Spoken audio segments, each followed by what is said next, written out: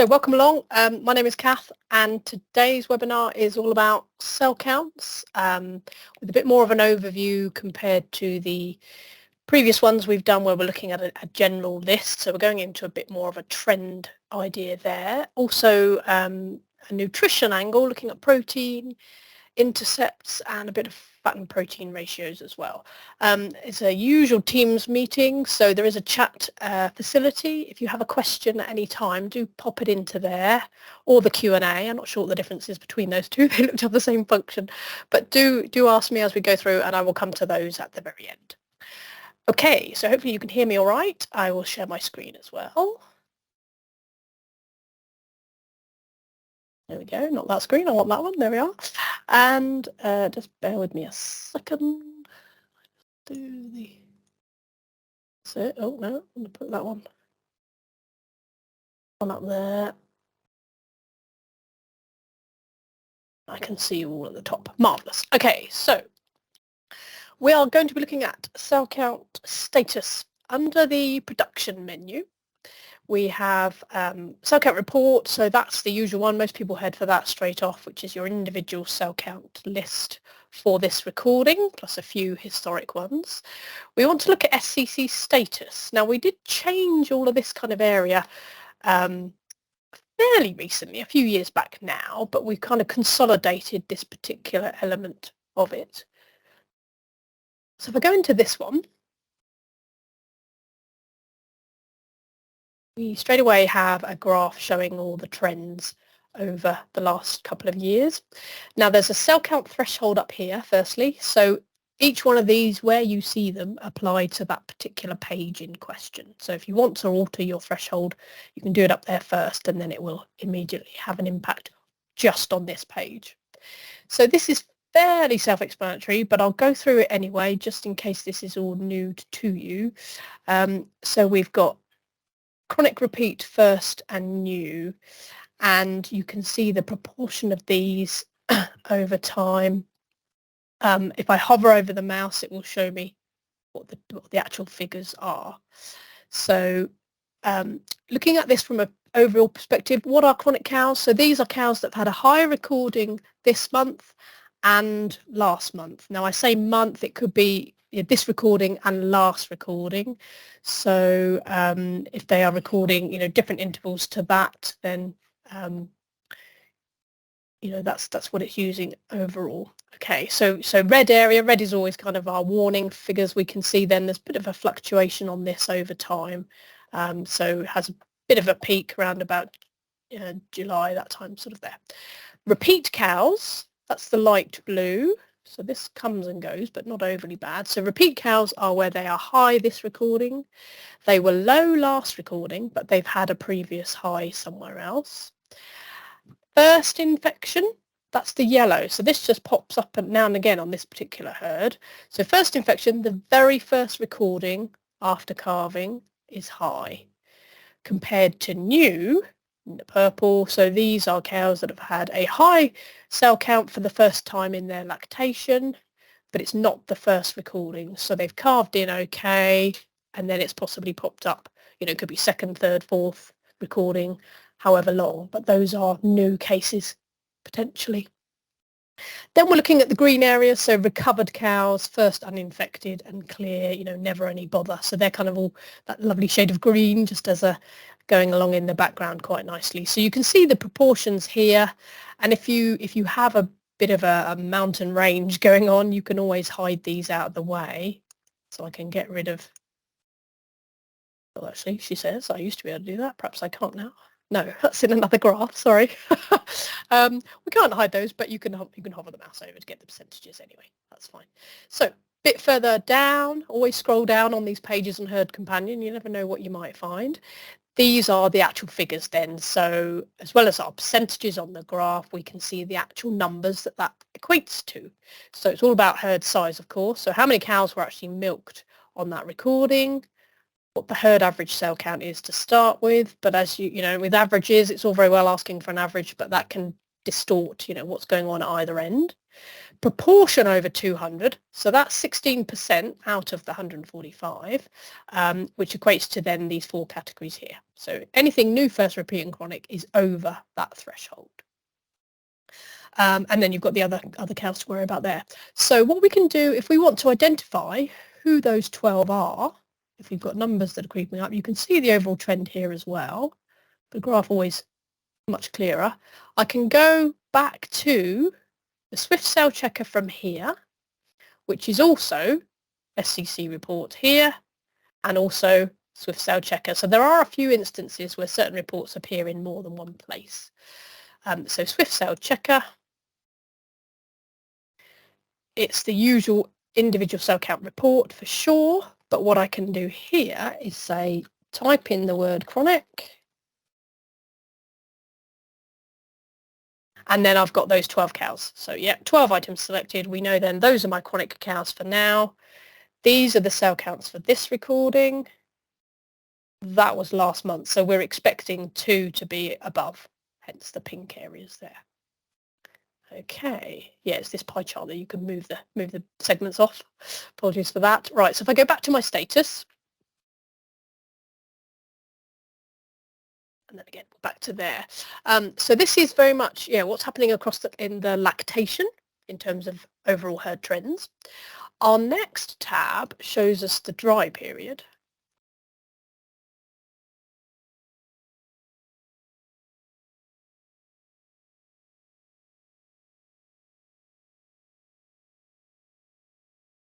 While that's loading, I should tell you that my previous webinars, if you're late to the party, are all on our YouTube site. So I'll be putting this one on there as well. Everything we do is recorded, so you can always catch up later on. And if you're watching on catch up, welcome along to you too as well.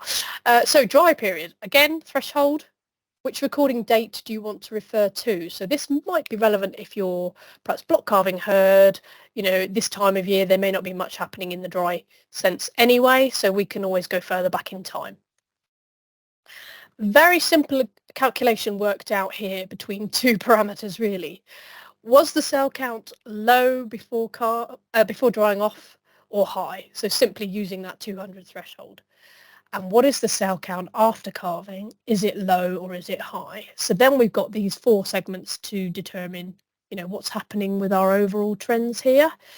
So you can see from the red, it's very, very minimal in terms of high to high. So not many are drying off high that are then coming in high as well. So maintaining that level of infection has been quite significantly reduced. Low to high, purple. So they dried off low, absolutely fine. Something has maybe happened across the dry period. Or is it related to fresh calved cows? How are they housed? All that kind of questions. But this is kind of like an infection rate, what's occurring across the dry period, or maybe, looking into those freshly calved cows. High to low. So this is a cure rate, that's the yellow. So we are going from an infected cow potentially, but coming out the other side okay. And then we've got our protection. So that's all this low area here, which is the majority of the herd in this case. So these little pie chart segments give us an idea of a 3-month trend. So whether the cell counts, what are they doing at drying off? So that's the proportion that are generally high over the last 3 months. Cell count at calving, coming out the other side. So again, a little segment in the high area there. Our protection rate and our cure rate as well. So all looking not too bad. Individually then, we can identify these ones in terms of how many cows and who they are in each of those 4 categories. So as with all these herd companion eye report style grids, you can find a cow, so you can use your filters. We covered these last time as well. You can identify it with a greater than or a less than with a little key if you need to exclude certain criteria. It's already got a group by, so this is probably the one and only grid on Herd Companion where a group by is already in place, and that's where you then get grouped by cell count change, i.e. the low to highs, high to highs, and so on. So we can see this table here. Now, just to go through it with you as well, you actually work back to front really.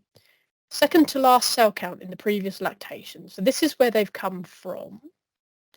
and how many highs did they have in the previous lactation as well. So were they an issue beforehand? Has something popped up out of nowhere? Have we always been a troublesome cow? So we go from this one to this one, last cell count in the previous. So on the whole, these cows not too bad. Then we're dried off. Then we're calving in. So these cows here, low to high.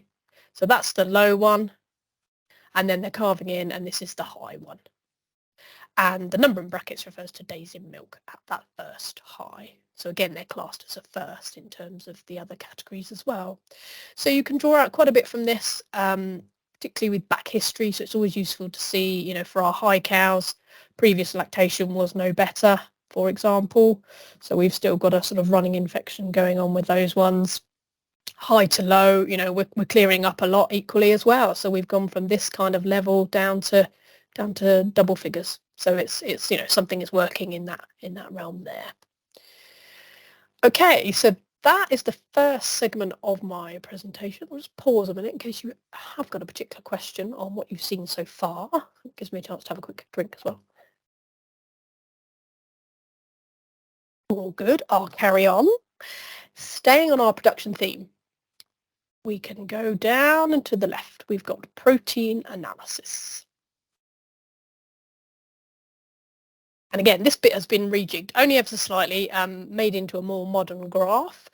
And, you know, we've been able to update the calculate, or not the calculations, but the servers going on behind the scenes. So it runs really nicely. So protein analysis. This is looking at the relationship between milk yield and protein, very simply, in terms of whether cows are able to sustain the level of milk yield that they are producing. Now, it's best explained if I go into it first and then come back out.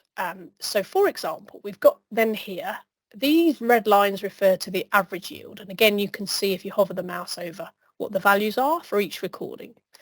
So the latest recording is always on the right, average 31.56. If I click on there, it happens, come on.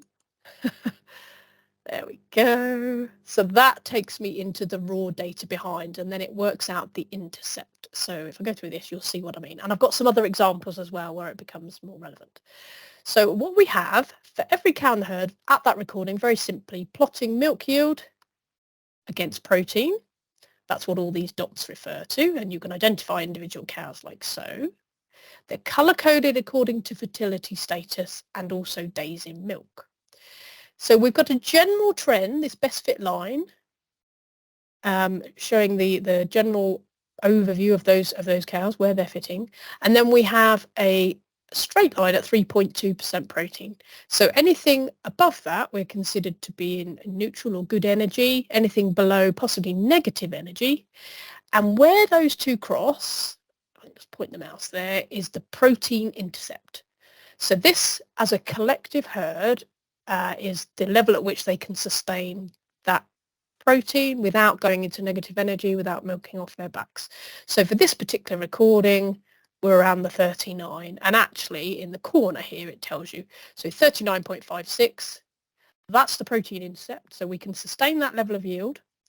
They're actually producing 31, so they're on a par with, basically. Now if I go back a step to that graph.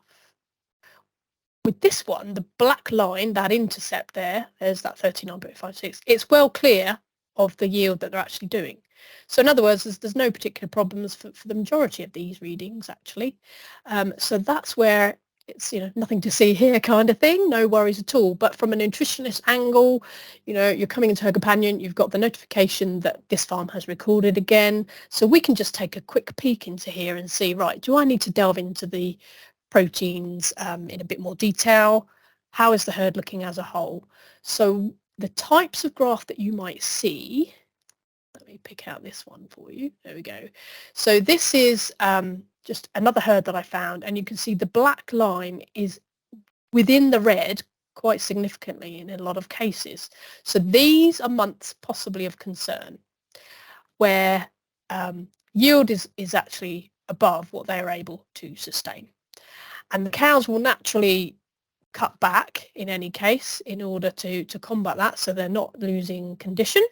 And then you'll see, you know, a turnaround of events where you've got it well clear. So that's where you might want to look back, and you can go back in time on any of these and say, right, what was happening in August compared to now? We've obviously sorted something out here.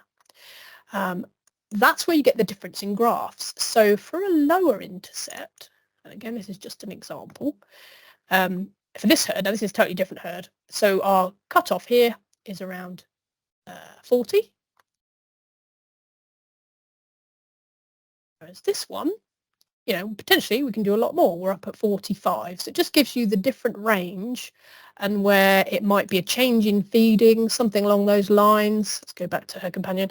It could be turnout. You know, in particular, we see sort of quite a significant drop there.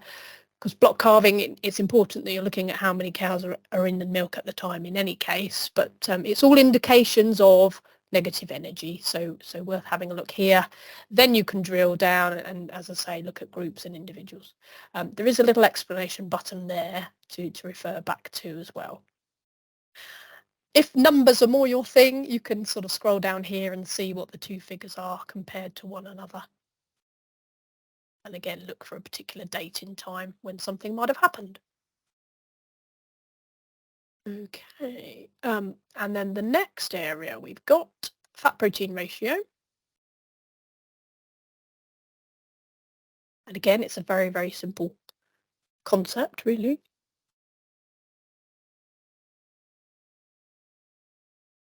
Purely from milk recording, so it's all available to anybody that that milk records with NMR. So what we have here, there's quite a few graphs on the screen. So this is where I'm sure I can definitely click off stuff. Yeah, there we go. So let me just get rid of that for a second. Okay, so we have firstly cows as a default setting from 0 to 150 days in milk.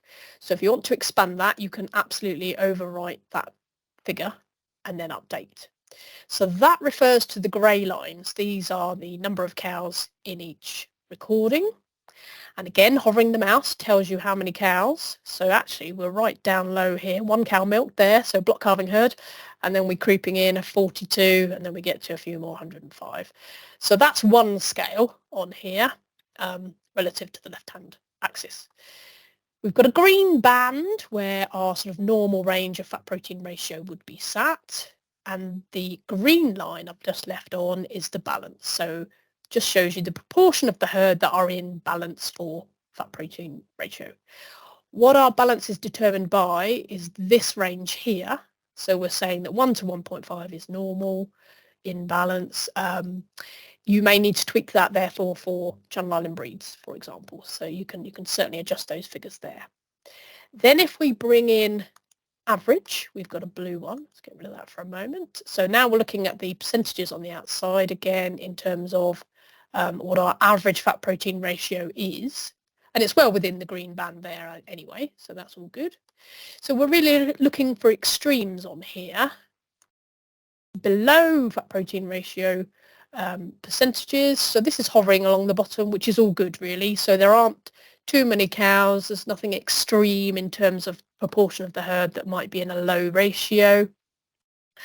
And you can read that, you know, 20%, nothing's hitting 20% even, so it's all fairly consistent there compared to any high warnings really. And you can see it creeps up a little bit here, but again, you know, this is 20% of the herd, 26% of the herd. You might think, goodness me, that's a lot. But out of 42 cows, actually it's not that many. And, you know, if they're coming to the end of their lactation, there could be, you know, certain variances in any case. So it's all about, again, some early warnings, really. If something has changed, you know, have we altered the diet? Has that had an impact on what we're seeing here? Do we need to take action? And then again, in terms of individuals, if you need to drill down, we can go back to our iReport's latest recording. You've got your fat and protein here as percentages. And you've also got your kilos and weight of fat and protein together. Now, I must say, I must mention this bit because it was a bit of a showstopper for somebody the other day. I was showing a nutritionist her companion. They didn't realise that was in there. Now, what I did, going into the latest recording, of course, these grids are all fixed insofar as they revert back to their original state after you've finished tinkering with them each time. But there are extra columns on a lot of them, this one in particular, where you can bring in certain bits of information and equally take out any of the grid that you don't need. So if you go into columns here, these are the extra ones, and some of them sort of duplicated anyway, but fat protein, I can drag and pop into there. There we go. So this is weight at latest recording. You've got your kilos in there as well if you'd rather have that, or maybe all three. So I can bring those in as well. There we go. You might want the date in. Equally, you might want to take out the ear tag. If you're going to print it off, you don't need all the extra bits and pieces. So we can chop and change just like that. Close that little grid. If you find you click on there and it looks blank, sometimes it just flashes up. It might be, this one is okay generally, but there's a couple of these where it looks like there's nothing in there. So just drag it out a little bit and then it will proportion the size and you'll be able to use it fully.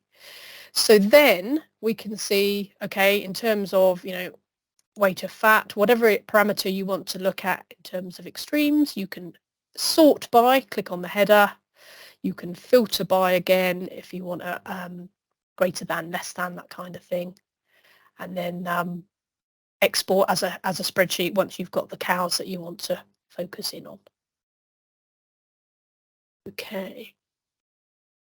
I hope you found that very useful. Any questions at all, please do ask me in the chat. Or if it's served as a refresher, perhaps. I mean, this stuff's been around for a while, but yeah, hopefully you found it a nice reminder of what actually is in there, and some very easy stuff to access quickly in order to then decide how the herd is looking at this moment in time. No, it looks like we're all good. So thank you all very much for coming. This is my last one of the year, unless anybody says they would like another webinar of any particular topic. So I've been doing one a month this year, pretty much all year. So there are quite a few videos to catch up on the NMR YouTube site. But if you feel there's something else you want to cover, a particular report that's perhaps not looked at very much, then do let me know, and we can certainly do that for you. That's grand. So thank you all very much indeed. I'll speak to you soon. Bye-bye for now.